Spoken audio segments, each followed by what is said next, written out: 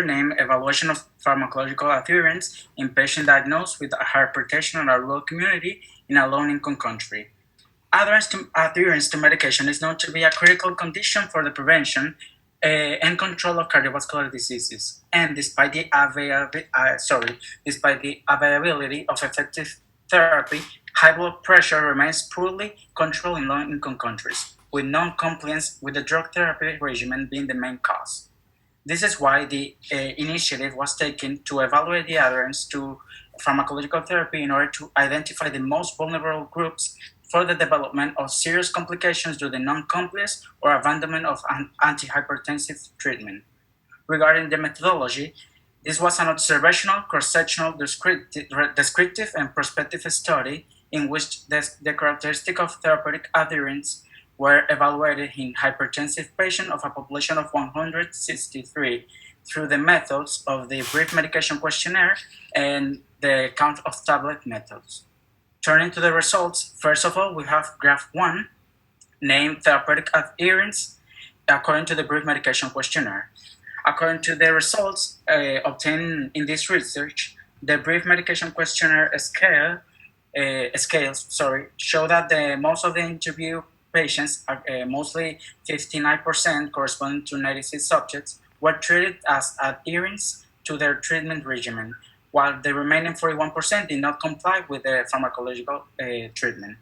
On the other hand, in graph 2, therapeutic adherence, according to the count of tablets, it was found that 95.7%, comprising 156 of the interviewees, were within the compliance intervals of 80 to 110%, for which they were considered as adherents. Finally, in table 1, shows that most of the adherent patients were women, according to 60.4%. 65.6% were between the ages of 40 to 69 years old. 37.5% lived in free union. 74% had reached basic level of studies, and 39.9% had been diagnosed with hypertension more than 10 years ago. It is urged to continue investigating the subject in such a way that it is possible to access the importance of society in general to acquire the knowledge about the other adherence to treatment, how this directly influences the improvement of health, and how these deficiencies can favor in the worsening of the symptoms related to arterial hypertension. Thank you.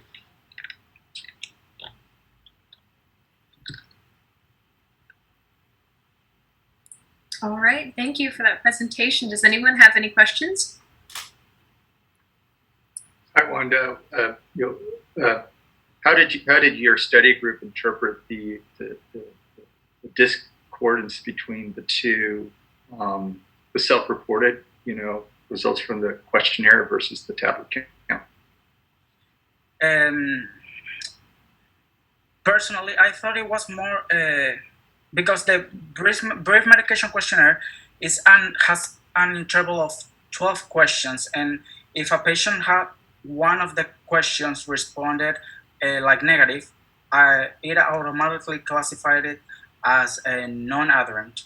But in the count of tablets, I think it was a more specified method. So I think the second one was more has more specificity. Got it.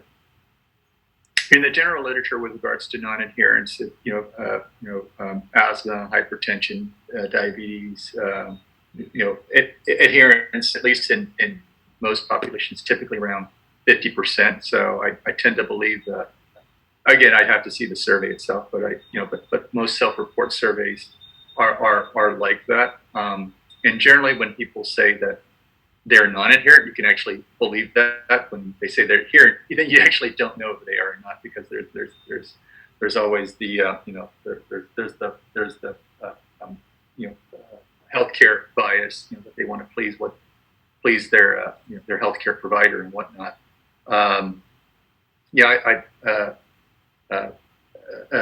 Depending on the methodology about the pill counts, 96% compliance would sound to be pretty pretty much on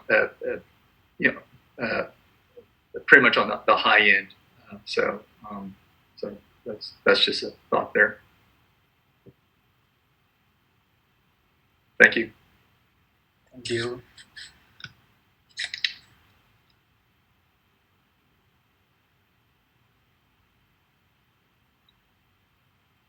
All right, so thank you for that insight.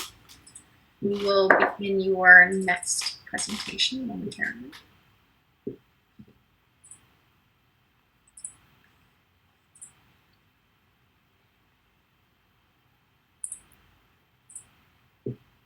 Okay.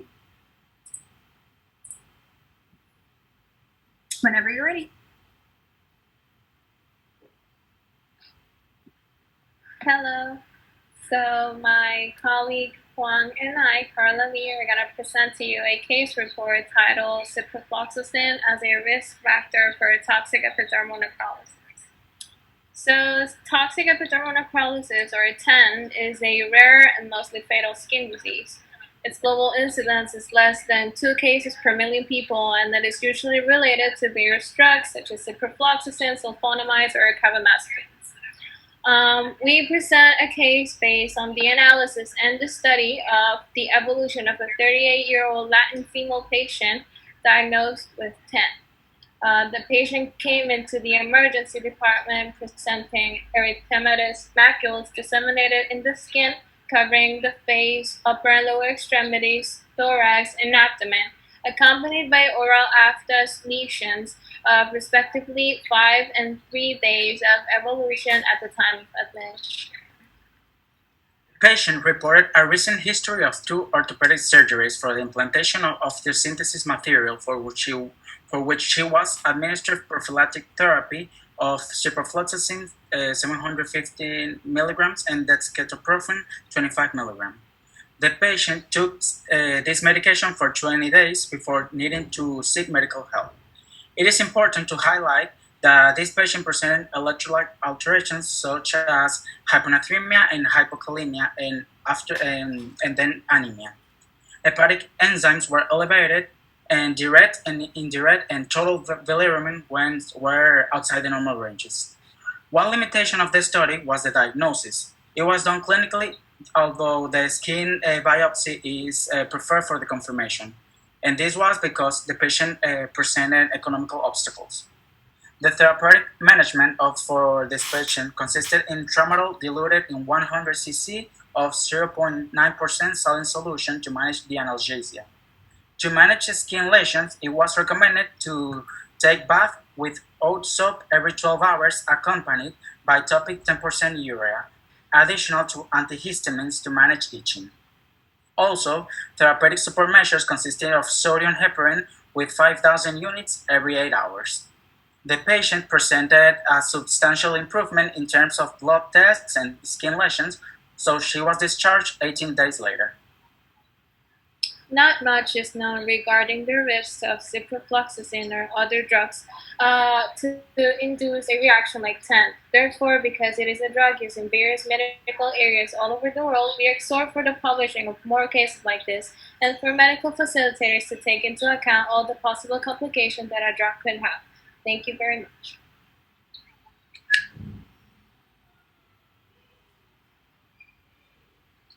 All right, thank you for that presentation. Does anybody have any questions?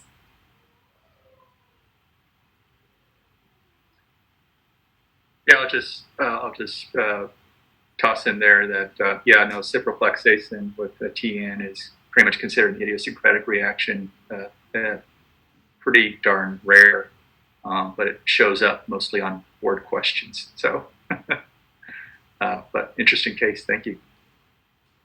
Thank you. All right, thank you for that. If no one has any other questions or comments, then we are officially through with our schedule. That was the last poster for this session. So you guys are free to go. Thank you so much for being here today, submitting your posters and presenting them. You guys all did great. Thank you. Thank you, guys. Thank you. Enjoy the rest of the conference.